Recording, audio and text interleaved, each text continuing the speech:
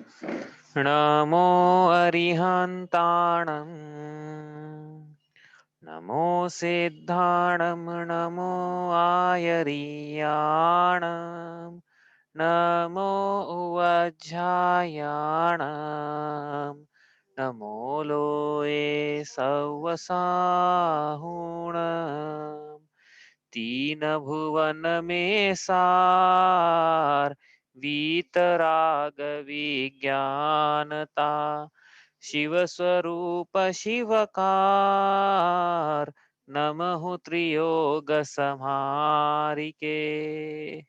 परम मांगलिक ग्रंथ श्री छेड़ाला जी हम पढ़ रहे हैं।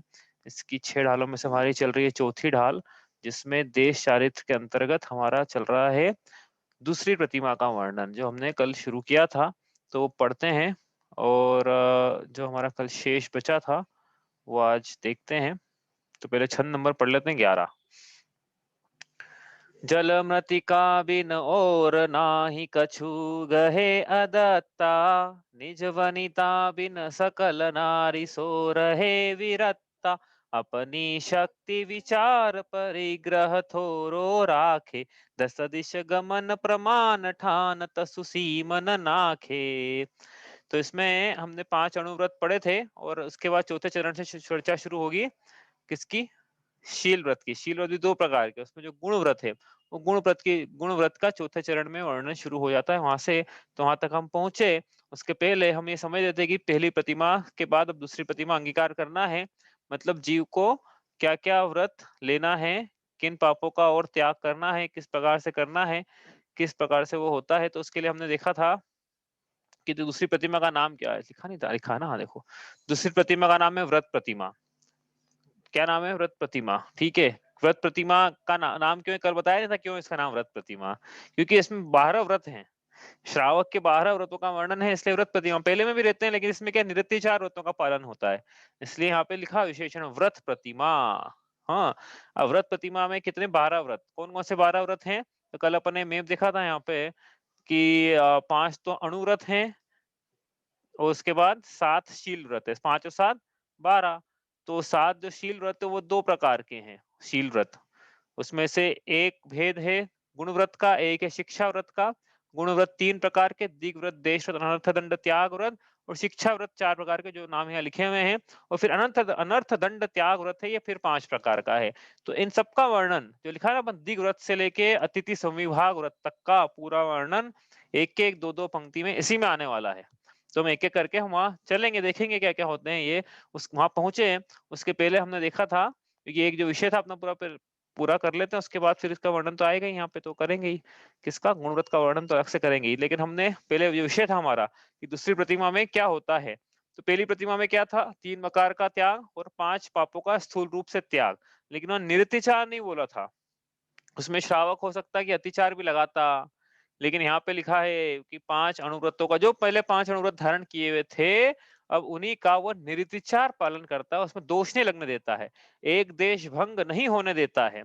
तो अतिचार कैसे कैसे लग सकते हैं उसका वर्णन आज अपन पढ़ेंगे। लेकिन उसके पहले और क्या होता है दूसरी प्रतिमा में? दूसरी बात शल्यों से रहितता होती है, और तीसरी बात है 7 शील व्रतों का धारण होता है।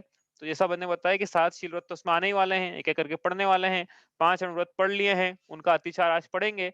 और शल्यों से रहितता एक विषय ये भी था, ये कल हमने देखा था कि शल्य क्या होता है। आत्मा के ऐसे परिणाम जो सुई सुई की तरह चुभे, वो शल्य हैं। तो यहाँ पे 3 प्रकार से परिणामों की व्याख्या है, माया, मिथ्या और निदान। माया मतलब, माया मतलब क्या? आर्जव स्वभावी आत्मा जब अपने सरल स्वभाव का अवलंबन छोड़कर छल कपट रूप परिणाम करता है, तो उसके उस वक्र रूप परिणामों को माया कहते हैं। ये परिभाषा है माया की। मिथ्या किसे कहते हैं? जीवादि प्रयोजन भूत तत्व सर्धे तीन माही विपर्य। ये जो भाव है मोह के भाव, हाँ, इस ये माया है, ये मिथ्या है, सॉरी। और निदान किसे कहते हैं? भोगों की आकांक्षा करना, यह निदान है। तो ये जो वृत्ति हो गया है अब, तो इसके मिथ्या तो पहले ही चली गई थी।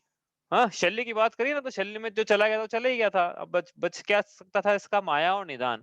तो ये इस प्रकार से छल कपट का भी अभाव करता है और निदान का भी, भोगों का भी, भोगों की आकांक्षा नहीं रहती है इसके कि व्रत धारण करूंगा तो मुझे अब क्या है, इसका पुण्य का आश्रय होगा, तो मुझे अब क्या निश्चित तौर पे, क्योंकि क्या है कि एक बार जीव ने, सीधी सी बात है, देखो करना नियोग के लॉजिक है, सीधा सीधा सा, इसमें उसकी कोई बात ही नहीं है, निदान करने वाली बात ही नहीं थी एक्चुअली इसमें।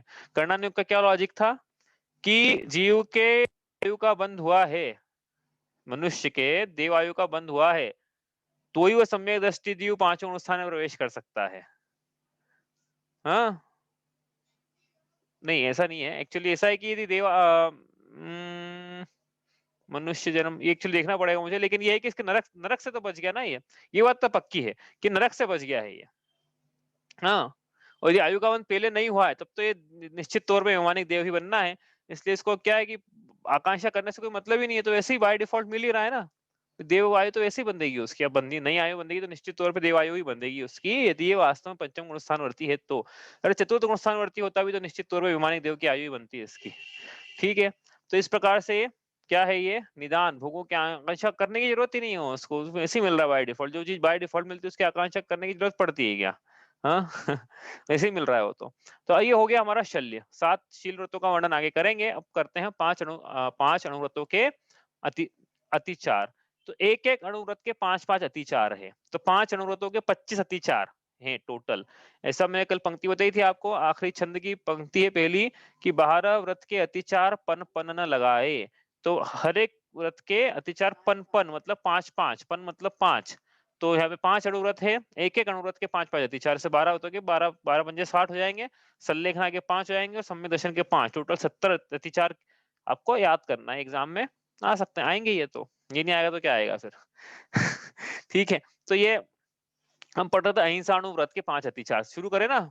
भाई क्यों कर रहे हैं यहाँ पे शुरू, आप ये पूछ सकते हो कि भाई इसका वर्णन पहली प्रतिमा में हो चुका है, वहां पे अतिचार भी पढ़ाने थे आपको, वहां क्यों छोड़ दिए? वो इसलिए छोड़ दिए कि पहली प्रतिमाधारी के अतिचार लग सकते थे व्रतों में, दूसरी प्रतिमाचारी ही जो है वो निरतिचार पालन करने के लिए प्रतिज्ञा करी है उसने, तो इसलिए अब पढ़ रहे हैं हम, मौका अब आया है पढ़ने का। अब आगे जो व्रत आएंगे ना, गुण व्रत और शिक्षा व्रत, उसमें तो वही पढ़ेंगे अतिचार, जब व्रत पढ़ेंगे वही अतिचार पढ़ लेंगे, लेकिन इसमें अब मौका है दूसरी प्रतिमा में।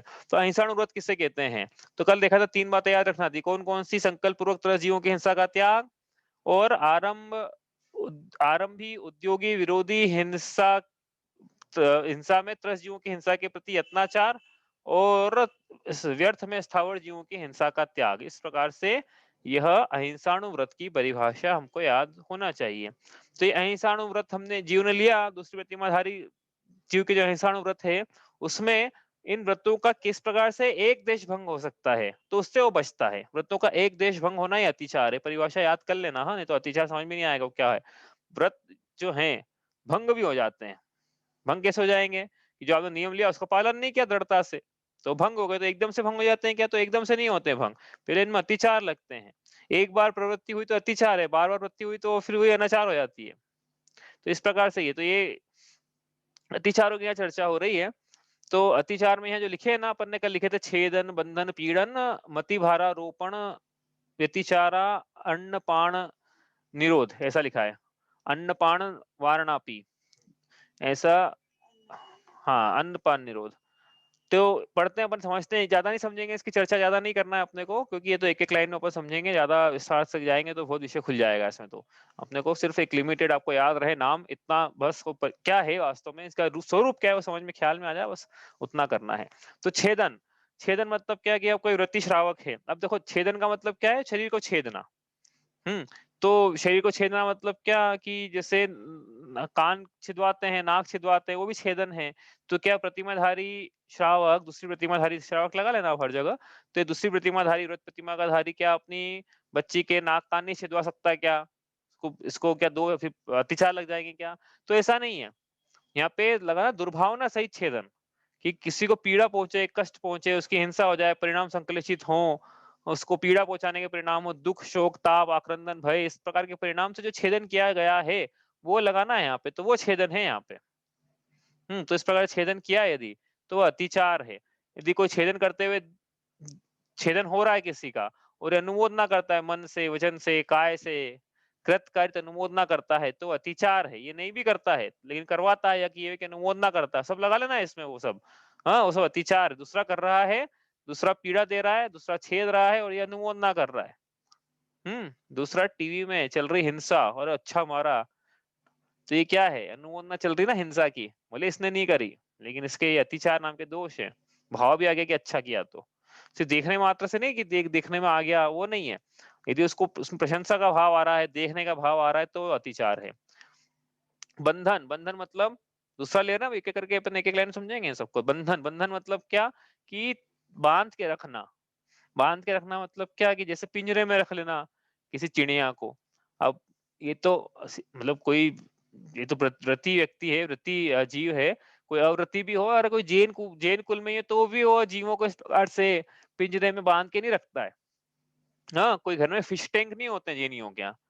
ये ध्यान रखना, यदि हैं तो फिर जैन नहीं बचे वो।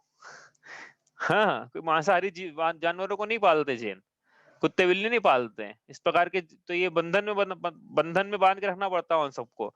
तो आपको यहाँ प्रश्न पूछेगा कि भैया फिर तो ये जो दुधारू पशु हैं, गाय और बैल, क्या इसके बंधन में भी दोष लगेगा क्या? क्योंकि इनको तो बांध के रखना पड़ता है ना, फिर रस्सी से बांधना पड़ेगा गाय को, बछड़े को, बैल को, तो ये दोष पूर्वक है क्या? तो यहाँ पे लगाना फिर कि क्या, कि वो बांध के रखा गया है तो उसके पीछे बदले में उनकी पूरी व्यवस्था की गई है। ऐसा नहीं कि उनको प्रताड़ित किया जा रहा है, पहली चीज। दूसरी चीज कि उनको कस के नहीं बांधना है कि उनको पीड़ा पहुंचने लगे। तीसरी चीज कि उनको इतना ना बांधना है कि वो खुल सके, घूम सके, मतलब इतना गैप होना चाहिए रस्सी में और इसमें बंधे हुए जानवर में, ठीक है। और चौथी इंपॉर्टेंट चीज है कि यदि कोई विपदा आ जाए, तो विपदा के समय ये जो पालतू पशु हैं, घर में बांधे हुए हैं या जहां भी बाड़े में बांधे हुए हैं, ये उस बंधन को तोड़ के आजाद हो सके, अपने को विपत्ति से बचा सके। तो बेस्ट तो यही है कि इनको बाड़े में रखो। बाड़ा जगह नहीं है लेकिन क्या करें, लेकिन बेस्ट तो ये कि बाड़ा बना लो इनका, ये घूमे फिरे आराम से उस बाड़े के अंदर अंदर, तो इनकी रक्षा भी होती रहे। हाँ, रक्षा भी तो हो रही ना इनकी, और इनके बदले में इनको चारा पानी सब मिल रहा है, पूरी व्यवस्था हो रही है। भैया गाय को पाला है तो उसकी पूरी व्यवस्था करता है जैन श्रावक। ये नहीं है कि उसको पीड़ा देगा, पूरी व्यवस्था चल रही है गाय की।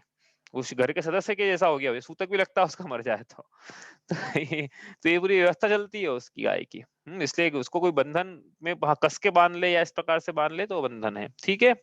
आगे चले, पीड़न, पीड़न मतलब कि किसी को कोड़े बरसाना, चाटा मारना, लात घुसे मारना, हाँ, या कोई मारे तो उसकी अनुमोदना करना मन से। टीवी पे चल रहा है, अरे बहुत अच्छा फाइट का सीन चल रहा है, बहुत अच्छा मारा, ऐसे ही मारना चाहिए डब्ल्यूडब्ल्यूएफ में। तो ये क्या है कि ये सब अतिचार रूप है, इसको करना नहीं है व्रति को। यदि भाव होते हैं तो अतिचार है सब ऐसे। ये स्वयं तो क्या करेगा, ये इतना व्रति ये व्यक्ति तो नहीं करेगा ना। लात उसे अपने अपनी देखो, विरोधी हिंसा का त्याग नहीं, लेकिन क्या है कि दुर्भावना से करना किसी का अहित हो जाए, इसलिए उसको चाटा मार देना। तो ये क्या है, गाड़ी से गिरा देना, एक्सीडेंट जानबूझ के कर देना। कोई करता हो तो अनुमोदना करना, ये पीड़न में आ गया सब। इसके ये अतिचार हैं। चौथा, अति भारारोपण, जो कि जीव है, त्रस्त जीव, उनपे इतना भार लाद देना कि वो खींच ही नहीं पाए, चाबुक दे दे के इनको चलाना।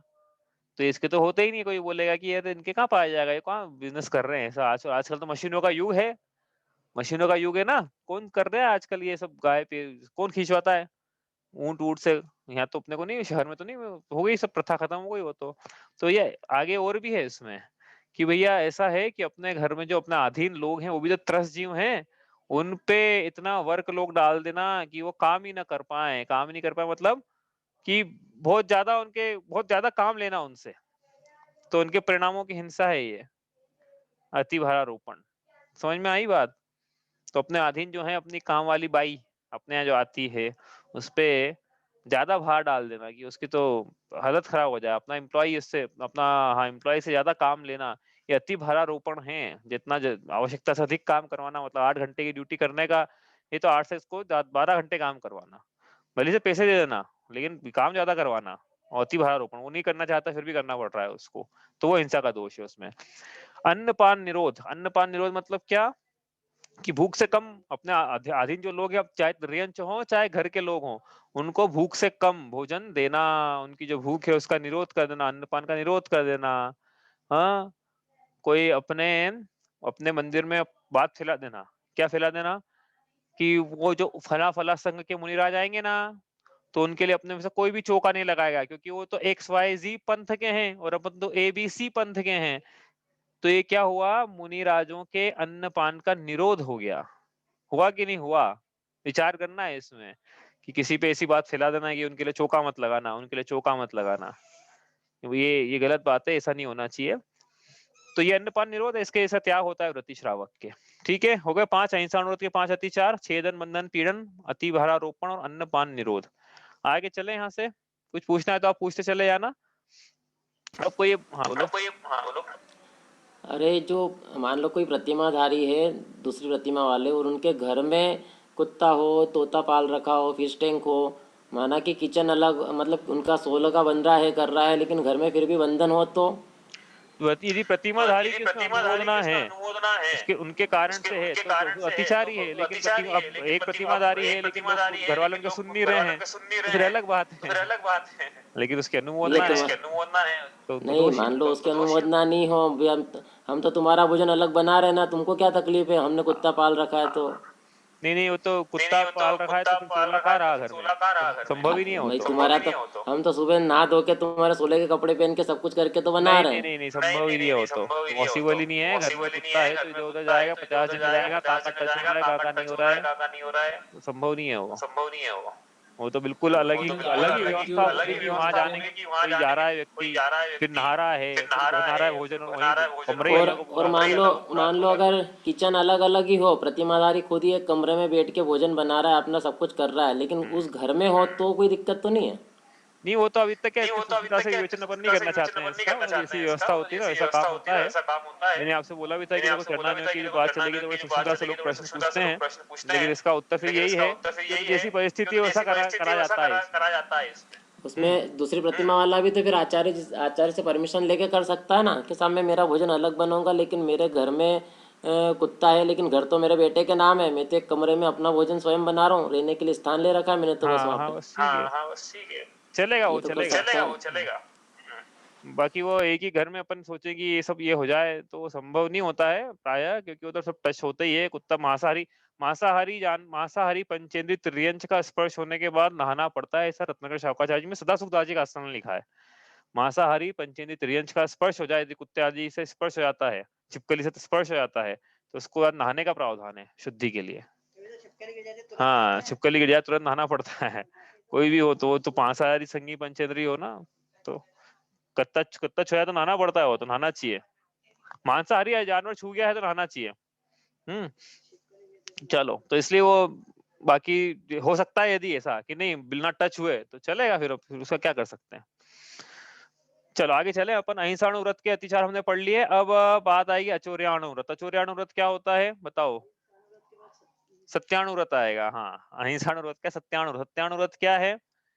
क्या बोला था हमने? पर वधकार कठोर और निंद्य, ऐसे वचन नहीं कहना। मतलब 4 प्रकार के झूठ थे, उसमें 3 प्रकार के झूठ का तो पूरा त्याग, चौथे प्रकार का जो झूठ था, इसमें पर वधकार वचनों का पूरा पूरा त्याग नहीं कर सकता है, स्थूल रूप से उसका त्याग, और कठोर और निंद्य वचन का पूरा पूरा त्याग करना, यह सत्याणु व्रत है। ये अपन ने रिवीजन किया, क्योंकि मुझे ऐसा लगता है कि इसकी जरूरत है रिवीजन, नहीं तो हम आगे अतिचार तो पढ़ ले और परिभाषा याद नहीं रहे। तो अब देखते हैं इसके क्या क्या अतिचार है सत्याणु व्रत के। एक एक करके लिखते हैं और एक एक लाइन में समझेंगे क्या क्या है। ये सब याद करते चले ना, साथ साथ ही साथ में आप, तो आपको याद रहेंगे। सत्याणु व्रत के 5 अतिचार, जो दूसरी प्रतिमाधारी के नहीं होते, तणु व्रत के 5 अतिचार। पहला, रहोभ्याख्यान। दूसरा, रहोभ्याख्यान शून्य कूट लेखन।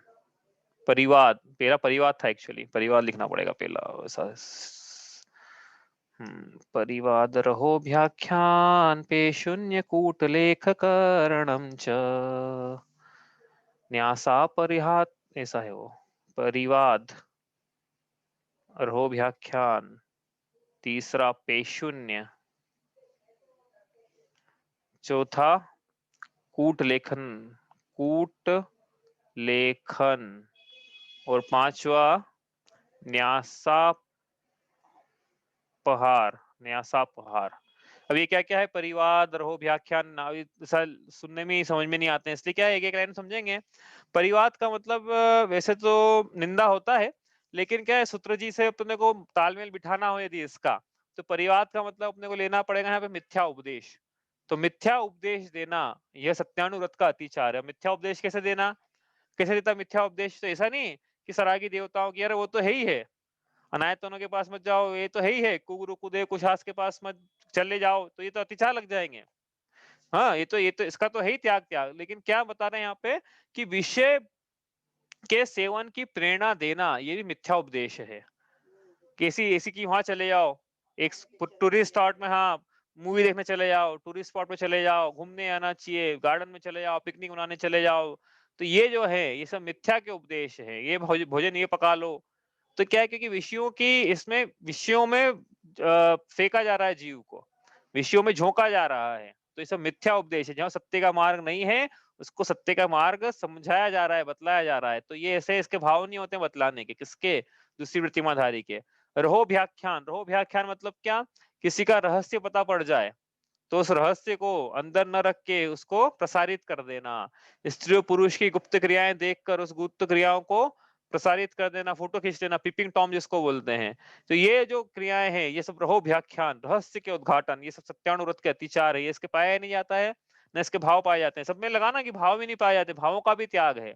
कृतकाय अनुमोदना से पूरा त्याग है, कृतकारित अनुमोदना, मन वचन काय से त्याग है। पेशून्य, पेशून्य मतलब चुगली के परिणाम। चुगली मतलब क्या होती है कि किसी की बात बोल रहा है किसी से जानबूझ के, कि ताकि बदले में उसका अहित हो जाए, या उसको डांट पीटे, उसको मार पड़े, उसका नुकसान हो जाए। तो ये जो परिणाम है वो सब पेशून्य के परिणाम हैं, चुगली के परिणाम। ये इसके मतलब चुगली जो है उसको, इसका मतलब अतिचार है सत्यानुव्रत का। कूट लेखन, कूट लेखन मतलब क्या? किसी का किसी के बारे में ऐसा लिखवा लेना जिससे कि उसका नुकसान हो, ऐसा बता देना कि हम ये इसने ऐसा लिखा है। हाँ, मतलब क्या है कि डॉक्यूमेंटेशन में हेर-फेर कर देना एक तरह से, ये कूट लेखन हो गया। लिखा ही नहीं था ऐसा, लेकिन बता दिया गया ऐसा कि ऐसा लिखा गया है। जैसे वसीयत में आगे पीछे हेर-फेर कर देना, प्रॉपर्टी के कागज में हेर-फेर कर देना, या फिर ऑफिस में करा किसी दूसरे ने काम है, लेकिन अपना बता देना अपने नाम से कि मैंने मैंने किया है ये, मेरा मेरा है ये, क्रेडिट स्वयं ले लेना। मतलब काम कूट लेखन, ये सब इस प्रकार से ये कूट लेखन नाम के अतिचार में आता है। दूसरा पांचवा है न्यासापहारम। न्यासापहार मतलब क्या होता है? न्यास मतलब क्या होता है? न्यास का मतलब होता है निक्षेप। हाँ, क्या है? हाँ, तस्तन्यास नाम स्थापना, तस्तन्यास ऐसा है ना, तो न्यास, न्यास का मतलब वहां पे निक्षेप है। निक्षेप मतलब क्या होता है? क्षेपण करना। क्षेपण करना मतलब रखना, रखना मतलब धरोहर के रूप में रखना, ऐसा याद करने के लिए पूरा है। तो न्यास का मतलब धरोहर है, धरोहर लेना है। अब धरोहर का मतलब क्या? न्यासापहार, कि कोई कोई धरोहर रख गया अपने घर में। अब बाद में जब वो आया लेने के लिए कि मुझे मेरी धरोहर दे दो, तो उसने बोला कि कितना, इतनी थी क्या? कम बताई उसने। तो उसने भी बोला कि हाँ, मुझे भी ठीक से याद नहीं, हो सकता है इतनी हो, आपकी जितनी आप ले जाओ, मुझे तो याद नहीं है। उसको याद न रखना, ये झूठ बोल दिया फिर तो भंग ही हो जाएगा। देखो, हाँ, बात समझना है यहाँ पे। यदि वो धरोहर मांगने लेके आया, उसने उसने पूछा इससे कि भैया कितनी है, उसने जानबूझ के कम बता दी कि भैया 3 रत्न नहीं थे आपके, तो 1 ही रत्न था, जानबूझ के जानते हुए, तो भंग हो गया। फिर काहे का अतिचार? लेकिन इसने अनजाने में, कि हमको ठीक से याद नहीं है, भूल गया ये रखने वाला, और फिर उसने बोला 1 ही है, तो उसने बोला हाँ 1 ही होगा, मुझे ठीक से याद नहीं है, और बच्चे थे 3 इसके रत्न। तो इस प्रकार से ये सत्यानुव्रत के अतिचार है। भैया इसको इस प्रकार से लेना है कि भाव का त्याग है, भूल से किया है, संकल्प पूर्वक किया तो भंग ही हो गया वो तो। ये ध्यान रखना हमेशा, संकल्प पूर्वक की क्रियाएं हुई यदि, तो वो तो भंग ही हो गई है। हाँ, लेकिन जाने अनजाने में भूल चूक से हुई है तो अतिचार है। समझ में आ रही है ना बात? अतिचार और अनाचार में क्या अंतर है? संकल्प पूर्वक यदि कर दिया, जैसे आपको पहले उदाहरण दिया था कि रात्रि भोजन त्याग है, अब भूल चूक से रात्रि में खाने में आ जाएगा, तो वो तो अतिचार है। लेकिन जानबूझ के कोई रात्रि में भोजन शुरू कर दे, तो काहे का अतिचार? वो तो फिर अनाचार हो गया ना, तो संकल्प पूर्वक किया गया कार्य है, तो भंग हो गया। फिर तो वो नियम वापस लेना पड़ेगा प्रायश्चित करके। ठीक है, आगे चले। चलो, सत्यानुव्रत हो गया। अब अचौर्यानुव्रत के 5 अतिचार। कोई पूछना है आपको तो आप पूछते चले आना। अचौर्यानुव्रत, चौर्यानुव्रत के 5 अतिचार। जो नहीं पाए जाते हैं, किसको? दूसरी प्रतिमाधारी को। चोर प्रयोग, चोर प्रयोग, चोर अर्थ आदान, चोर प्रयोग चोरार्थादान, विलोप सदृश संश्रिता, सदृश सम्मिश्रण, हीनाधिक विनिमानम, हीनाधिक विनिमान, हीनाधिक विनिमान,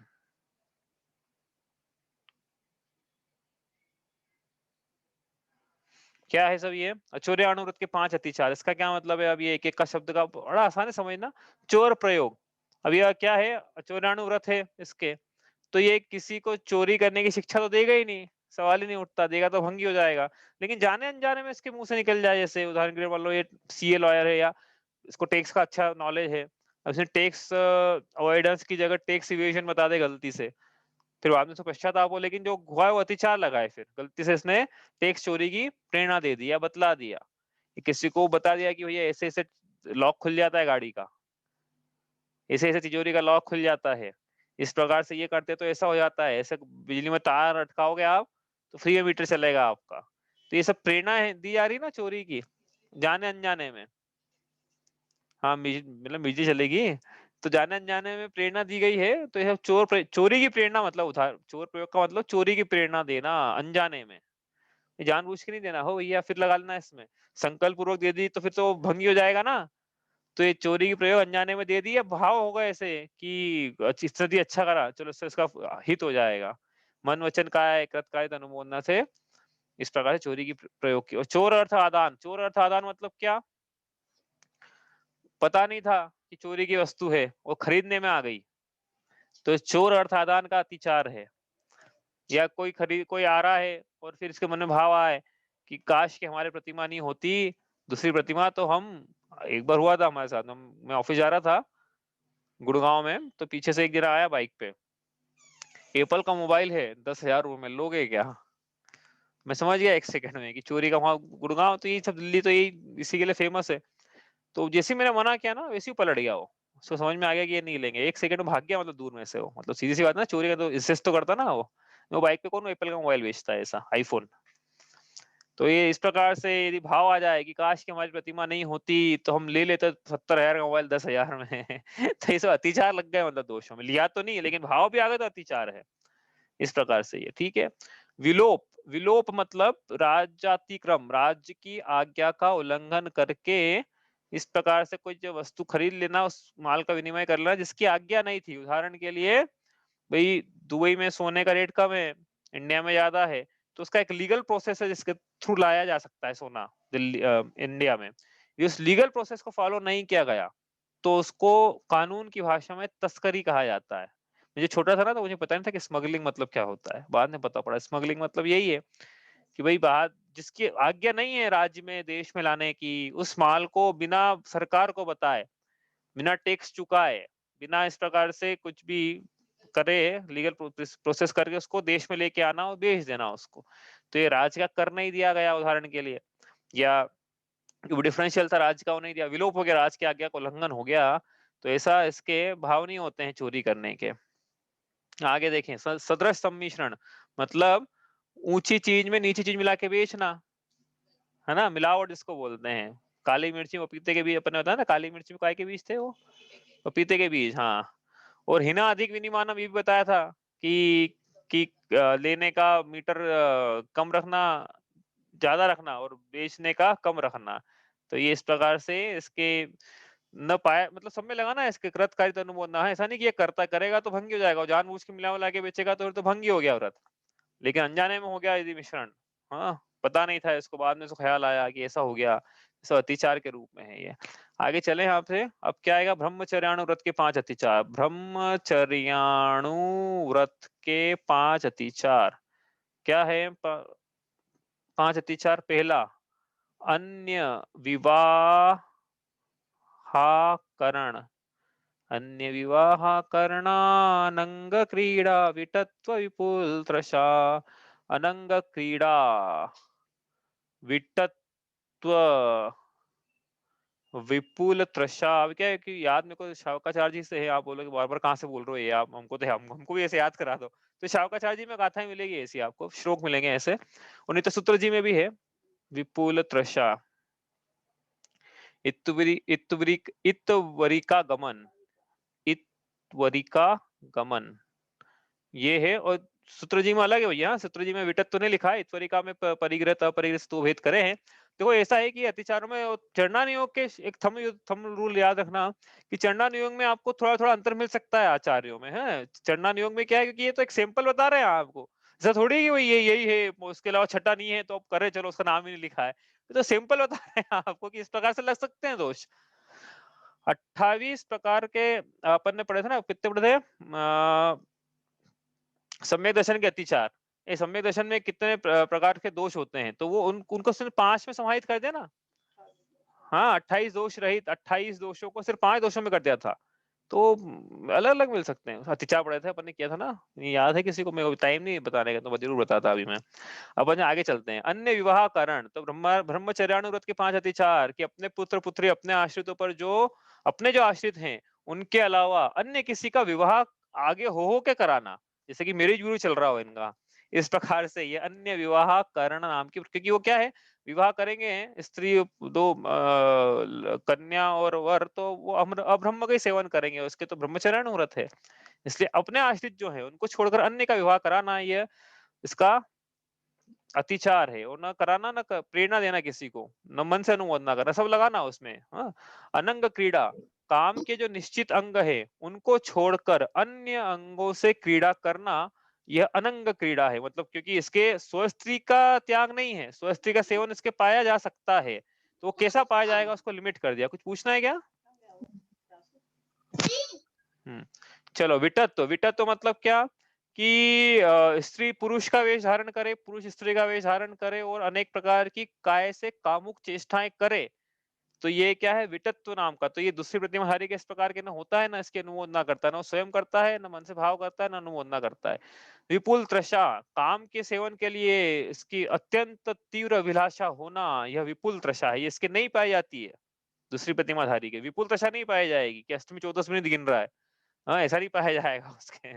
इत्वरिका गमन, इत्वरिका गमन मतलब वेश्या। अब ये क्या है, मतलब ऐसी स्त्री जो कि किसी एक, जिसका कोई एक भरतार नहीं है, उसके उसके उसका गमन, तो गमन का त्याग तो पहले हो गया था। अरे यहाँ पे तो उसके साथ संबंध स्थापित नहीं करना, उसके संबंध मतलब किसी प्रकार कोई व्यवहार नहीं रखना, कोई संवाद स्थापित नहीं करना, ना उनके बीच में जाना, ना उनको अपने अपने घर में बुलाना। अपने को समझ में आ जाए कि ये तो अपने शील को हर लेगी, ये उस नागिन के समान है जो कि बिना छुए ही कामुकता का जहर फैला देगी। तो इसलिए सर्प का भक्षण तो भला, लेकिन इत्वरिका का भक्षण, कोई अभी किसी के माथे पे लिखा नहीं है कि इत्वरिका है, समझ में आया था वो तो, कि तो इसका क्या मतलब है शॉर्ट में, कि ऐसी स्त्री जिसका चाल चलन ठीक नहीं है, उससे बहुत बहुत बहुत दूरी बना के रखना, बस ये है। आगे चले अपन अब, समय अपने पास कम है। अब परिग्रह परिमाण अणु व्रत के 5 अतिचार। अब ऊपर लिखना 5 अतिचार परिग्रह परिमाण अणु व्रत के। हाँ, पहला पहला अतिवाहन, अतिवाहनाति संग्रह, विस्मय लोभात, विस्मय लोभात भार वहनानि, भार वहन, अति भार लिख लो, अति भार वहन। ये किसके अतिचार है? परिग्रह परिमाणाणु व्रत के, परिमाणाणु व्रत के 5 अतिचार। अतिवाहन, जरूरत से ज्यादा वाहन रखना, द्विपद चतुष्पद, घर के सामने 4 गाड़ी खड़ी कर देना। और नहीं तो हमारे पास बड़ी गाड़ी होती तो अच्छा रहता, हमारे पास 4 गाड़ियां होती तो हम एक दिन इससे जाते, एक दिन उससे जाते। हाँ, इस प्रकार के भाव करना। अति संग्रह, तो संग्रह तो करना पड़ेगा ना, भाई एक गृहस्थ है, लेकिन अति संग्रह कर लेना कि हमारी 7 पुश्तें बैठ के खाएगी, हमारी 2 पुश्तें बैठ के खाएगी, इस प्रकार से अति संग्रह के भाव कर लेना है। घर में एक जरूरत से ज्यादा भर लेना राशन आदि, जरूरत ही नहीं थी। तीसरा विस्मय, दूसरे के परिग्रह को देखकर मन में भाव आ जाना कि काश कि हमारी प्रतिमा नहीं होती तो हम भी ऐसा ही घर बनाते, ऐसी ही गाड़ी रखते। इस प्रकार के विस्मय के दूसरे के परिग्रह को देख कर या कि अरे ऐसा भी होता है क्या? ऐसी भी गाड़ी आती है औजार में जिसमें ऐसा हो जाता है? पता ही नहीं था ऐसे ही मोबाइल आता है क्या जिसमें ऐसा हो जाता है? ये विस्मय है। हमारे पास होता ये मोबाइल तो कितना अच्छा होता। तो ऐसे भाव आ जाना ये क्या है? अतिचार है। लोभ कि लोभ लोभ हुँ।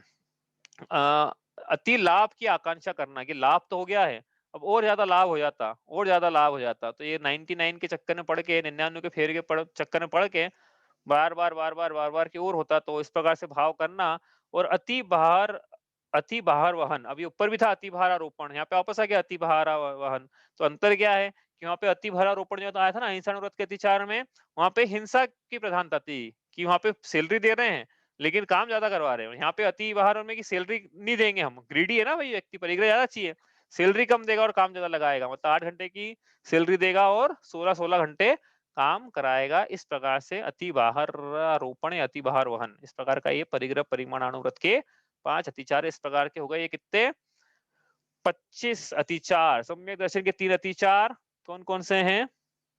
निशंकित, निकांक्षित, निर्विचिकित्सा, अन्य दृष्टि संस्तो और अन्य दृष्टि प्रशंसा। इस प्रकार से सम्यक दर्शन के 5 अतिचार। तो टोटल कितने हो गए? 30 अतिचार। ये हमने पढ़ लिए हैं। अब हमको पढ़ना कितने हैं? 70 पढ़ना, 30 पढ़ लिए हैं, 40 और आएँगे अभी। याद कर लेना नाम, कुछ नहीं आता है इसमें से, तो अपन कल चर्चा करेंगे आपस रिवीजन में। आप पूछ लेना आपको कोई प्रश्न हो तो या अभी पूछना है तो अभी पूछ लो। इतना ही करते हैं। हाँ, बोलो। परमाणु के अतिचार है, इसमें ये क्षेत्र वास्तु ये वाले भी तो आते हैं ना, तो इसमें मिक्स कर हाँ, देंगे। हाँ, हाँ, नहीं, वो भी है, अलग प्रकार से वो है क्षेत्र वो 2-2 के कपल बना के कर रहे हैं, क्षेत्र वास्तु, हाँ, ऐसा वो हाँ, सूत्र जी में ऐसा करा हुआ हाँ, है, ये श्रावकाचार्य जी में ऐसा किया हुआ है, ठीक है? हाँ, तो आप वो भी कर सकते हो, 2-2 के कपल अच्छा। बना के इनका प्रश्न ये है कि वो जो 10 परिग्रह थे बहिरंग, उसका उसमें यदि उस मर्यादा से बाहर जाते तो अतिचार होना चाहिए। सूत्र जी में ऐसा ही लिखा हुआ है कि क्षेत्र वास्तु का एक कपल बना हुँ, लिया, इससे बाहर ज़्यादा रखना, ये अतिचार हुआ। इस प्रकार से ही और धन धान्य इसका एक कपल बनाया, पेड़ बनाया, इससे ज़्यादा रखा तो अतिचार, इससे ज़्यादा के भाव रखे तो अतिचार, इस प्रकार से है। सूत्र जी में ऐसा ही है। तो और कुछ प्रश्न किसी का? तो मैंने बताया ना कि आचार्य में थोड़ा-सा ऐसा मिलता है, लेकिन अब मैं बता रहा हूँ ये तो सिंपल है, आप ये इसको ऐसा ध्यान रखना सिंपल की तरह लेना है इसको। क्या ये तो क्या बड़ा वो हो जाएगा फिर। चलो आगे इतना ही करते हैं, कोई प्रश्न हो तो आप कल लेके आना। इतना ही करते हैं आज। शांति सुधा बरसाए जिन वाणी, वस्तु स्वरूप बताए जिन वाणी, पूर्वापर सब दोष रहित है, वीतरागमय धर्म सहित है, परमागम कहलाए जिन वाणी, मुक्ति वधु के मुख का दर्पण, जीवन अपना कर दे अर्पण, भव समुद्र से तारे जिन वाणी, राग द्वेष अंगारों द्वारा, महाक्लेश पाता जग सारा, मेघ बरसाए जिन वाणी, सात तत्व का ज्ञान करावे, अचल विमल निज पद दर्शावे, सुख सागर लहराए जिन वाणी, शांति सुधा बरसाए जिन वाणी, जा वाणी के ज्ञान ते सूझे लोकालोक, सो वाणी मस्तक नमो सदा देत हूँ धूप।